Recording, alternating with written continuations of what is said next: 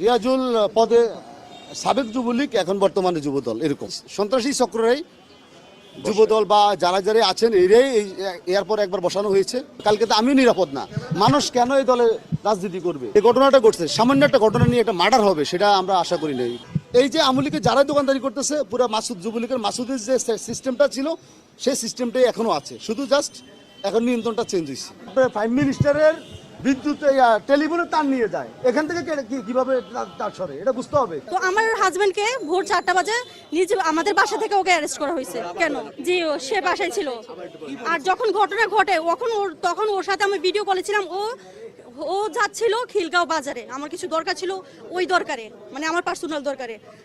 তখন ও ভিডিও কলে ছিল ওই ঘটনাস্থলে, আর তারপর ও বাসায় চলে আসছে। এটা কেন ফ্যাশন হলো এটা তো আমি জানি না। মিরাজ হচ্ছে বাবুর ডান হাত। মিরাজ আর বাবুর সাথে আলামিনের কি সম্পর্ক? একসাথে রাজনীতি করলে সহপাঠী কি আসামি হয়ে যায়? এখন ওনারা বলতেছে আসামির সাথে আমাদের কোনো কথা নাই। তাহলে কি মানে কোর্টে প্রমাণ হওয়ার আগে দলের মানুষ স্যালেন্ডার করে দিছে, এখন আমার বোনের জামাই আসামি? এটা কোনো কথা? সে যদি আসামি হয়, সে মগবাজারের বাসায় বুঝ করলে আমাদের বাসায়, সে বাসায় কেন সে রাত্রে 10টা বাজে ঢুকে ঘুমাইছে? তারা কেন ভোর 4:30 বাজে ধরে নিয়ে আসা হয়? আমি কুমিল্লাতে ছিলাম রাত 9টা বাজে, আর ওকে অ্যারেস্ট করছে আমাকে বাড়িয়ালি বলছে, মানে আমাদের বাড়ির বাসার উনি আন্টি বলছে যে ভোর 4টা বাজে। উনিও কান্না করতেছে আমার হাজব্যান্ডের জন্য, বলতে ও তো কিছুই করে নাই। ওর রাত্রে মানে 10টা বাজে রাত 10টা বাজে আইসা ও ঘুমাইয়ে গেছে। ও আসামি হইলেও রাত্রে বাসায় আসবে কেন? বাবুর মতো তো পালিয়ে যাইতো। আমিও চাই খুনির ফাঁসি হোক। আমরা ওখান থেকে ডিউটি করে আইসা থেকে এখানে ভাই লোকজন জড়াও, তারপরে বাসায় চলে গেছি। এখানে আর কোনো কিছু করতে পারতেছি না, এটুকুই আর কি। মার্কেটই ব্যবসায়ী তো, এরা সবাই ব্যবসায়ী, বাইরের কোনো লোক ছিল না। হ্যাঁ, কেউ বিএনপি পন্থী আছে এদের মধ্যে, এটা আমরা জানি না কি নিয়ে লাগছে। সাধারণত আমরা তো চলে গেছি মার্কেট থেকে, যাওয়ার পরে আপনাদের নিউজেই দেখছি, নিউজের মাধ্যমে আর কি। আমরা দোকান বন্ধ করতেছিলাম, এখানে অনেক লোক আইছিল, লোক ভিড়, এতটুকু আমরা দেখছি। আমরা দোকান তাড়াতাড়ি করে বন্ধ করছি, লোক অনেক হয়ে গেছে, বন্ধ করে আমরা চলে গেছি। হ্যাঁ, দোকানের লুটপাট হবে না এইরকম লোকের ভিতরে, 1-2 হাজার লোকের ভিতরে আমরা কি করবো? আমরা দোকানপাট বন্ধ করে যার যার মতো গেছি গা। দীর্ঘদিনের আসলে আমাদের রাজনীতি সঙ্গী, আমি ওয়ার্ড বিএনপির আন্দোলন সংগ্রামে আমি 15 বছর সভাপতি ওয়ার্ড বিএনপির। তো সেই 2011 থেকে 111 থেকে বিল্লাল আমার সাথে মিনিমাম 8 থেকে 10 বার জেলখানায় ছিল। তার এই রাজনীতি জীবনে এত কষ্টের পর আজকে সুসময় আসলো, খুব লজ্জাজনক আসলে এই জিনিসগুলো। আসলে আমাদের যেই ঝামেলাটুকু এখানে যে ফুটপাতের যে দোকানপাটগুলো নিয়ে, মূলত এটা একতরফিয়াভাবে একটা সন্ত্রাসী চক্র এগুলো নিয়ন্ত্রণ করতে চাচ্ছে। কারা নিয়ন্ত্রণ করতে চাচ্ছে? নাম বলতে হবে।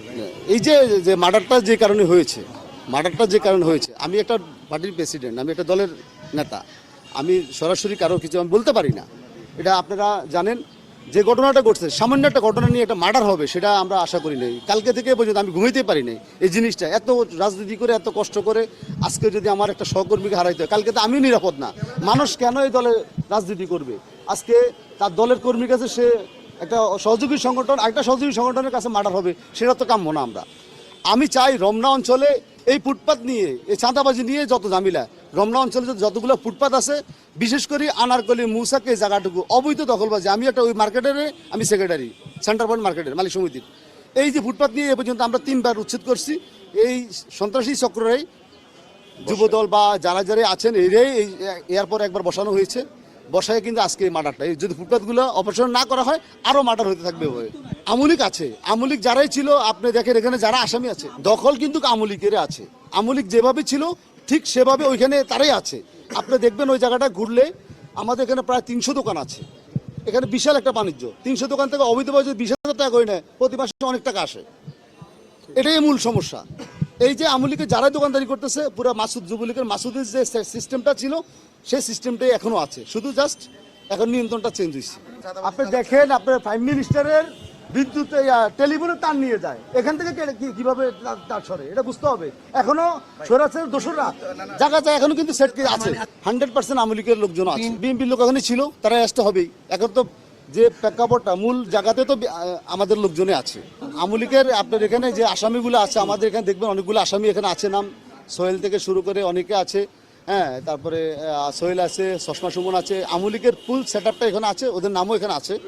তো এখনো যে এখানে যে রিয়াজুল, যে মূল হোতা, যে ছুরি আঘাত করছে, রিয়াজুল পদে সাবেক যুবলীগ, এখন বর্তমানে যুবদল, এরকম। আপনি দেখেন এখন সারা ঢাকা সিটিতে আওয়ামী লীগের যারাই আছে তারা কিন্তু এখন খরচ পাল্টে কিন্তু বিএনপি আওয়ামী লীগ। এখন আমরা তো দেখেন বিএনপি, আমরা কিন্তু এই পর্যন্ত কোনো আওয়ামী লীগকে কোনো তরসার কোনো কিছু বিএনপি করা হয়নি। তারেক রহমান যে রাজনীতি করতেছেন আমাদের প্রাইম মিনিস্টার, আমরা চাচ্ছি সুস্থভাবে একটা সহিষ্ণু রাজনীতি করার জন্য। আপনি আমাদের ওয়ার্ড বিএনপি দেখেন, রমনা থানা বিএনপি দেখেন, একটা আওয়ামী লীগ আছে কিনা এখানে নাই। তার সুবিধার্থে সে করছে।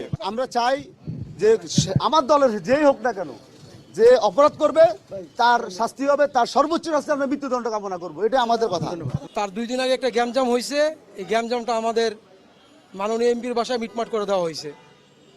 তো দেওয়া হওয়ার পরে ওইটা নিয়ে আবার গতকালকে নতুন করে একটা গ্যামজাম সৃষ্টি করা হয়েছে।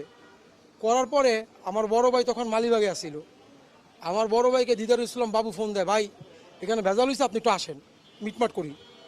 তো আমার ভাই সরল মনে বাবু ডাকছে, বাবু না ছোটো ভাই, তো উনি গেছে। যার পরে দেখো ওইখানে 100 পোলামানের মতো নিয়ে আরও প্রস্তুত, এক কথা দুই কথা কোনো কথা নাই। আমার ভাইয়ের বুকে একটা স্টেপ করছে, একবার বুকে পরিকল্পিত, মানে এতে কোনো মানে বিন্দু পরিমাণ ভুল নাই যে পরিকল্পনা ছিল না ওদের। কারণ আমার ভাইয়ের শরীরে কোথাও আঘাত করে নাই, একবারে ফুসফুস বা হার্টে একবার আঘাত করছে, একটা আঘাতই করছে। তার মানে ওদের উদ্দেশ্য ছিল আমার ভাইকে মারার। আর আমার কথা হলো এখানে যদি কেউ দোষী না হয়, নিরপরাধ কেউ থাকে, কোনো অবস্থায় তাকে কোনো হয়রানি করা হবে না। কিন্তু যে দোষী তার সর্বোচ্চ শাস্তি মৃত্যুদণ্ড কার্যকর করতে হবে। এই দিদারুল ইসলাম বাবু করতো। আমার ভাই কখনো কি যদি বলতে পারে আমার ভাই ফুটের থেকে টাকা নেয় বা কিছু করছে, তার বিরুদ্ধে ব্যবস্থা হোক, সমস্যা নেই। জি জি জি জি কে আগে আগে আগে আগে বাধা দিয়েছে, এটা মিটমাট হয়েছে, একটা বিচার হয়েছে। সোয়াক কাউন্টারে আমার ভাগিনা রাস্তা দ্বারা সিগারেট খেতেছিল, ঠিক আছে? ওই সিগারেট খাওয়ার জন্য সোয়াক কাউন্টারের যে পলাশ সাহেবের ড্রাইভার ছিল, পয়সা না বলে নাই, ওরা ইচ্ছে মতো চটকাইছে। চটকানোর পরে আমার বড় ভাই লোকজন পাঠাইছে, ভাই কেন কেন মারলো? যারা গেছে জিজ্ঞাসা করতে তাদের উপরে অ্যাটাক হয়েছিল। তারপর আমার বড় ভাই গেছে, বড় ভাইয়ের উপরে অ্যাটাক হয়েছে। তারপর তৃতীয়বার তার উপরে অ্যাটাক হয়েছে। কিন্তু সে কি করছে, তার কাছে সিসিটিভি ফুটেজ, সে প্রথম 3বার এটা দেখায় নাই, সে লাস্টেটা দেখাইছে। যেই কারণে সে লাস্টে আমাদের সাথে মীমাংসা করে এটা ডিসমিস করছে। আমার ভাই যদি অপরাধী হইতো তাহলে তো সেটা মীমাংসা করতো না। আর ওইখানে কোথাও চাঁদাবাজির কিচ্ছু উল্লেখ নাই। ওখানে আসামি করছেন কাকে কাকে? আমরা এখানে যে ছিল ভিডিও ফুটেছে তাদেরকে আমরা আসামি করতেছি। নামগুলো বলবেন কারা কারা? এই যে ভিডিও ফুটেজ আপনারা যে 71 টেলিভিশনে দেখছেন আপনারা, না কারা কারা? গতকালকার ফুটেজ আছে কি? ওই গতকালকেরই মানে গতকালকে যে আপনার আগের ফুটেজটা মানে গতকালকে এই ঘটনার 5 মিনিট আগে যে কাহিনীটা হয়েছে ওই ফুটেজটাই আছে। ওখানে যারা আছে তারা আসামি? তারাই আসামি। নামগুলো বলা। ওই মেন নামই দিদারুল ইসলাম বাবু, তার নেতৃত্বে সব কিছু হয়েছে। আর সবচেয়ে বড় কথা হলো একটা লোকরে যদি মারার উদ্দেশ্য না থাকে তাহলে এই স্টেপটা তার পেটে করতে পারতো, হাতে করতে পারতো, রানে করতে পারতো। তা না করে কি করছে, তার হাড়ে করছে। যে করছে, যারা করছে তা তো বুঝেই করছে, না বুঝে তো করে নাই। যেখানে করলে কি হইতে পারে।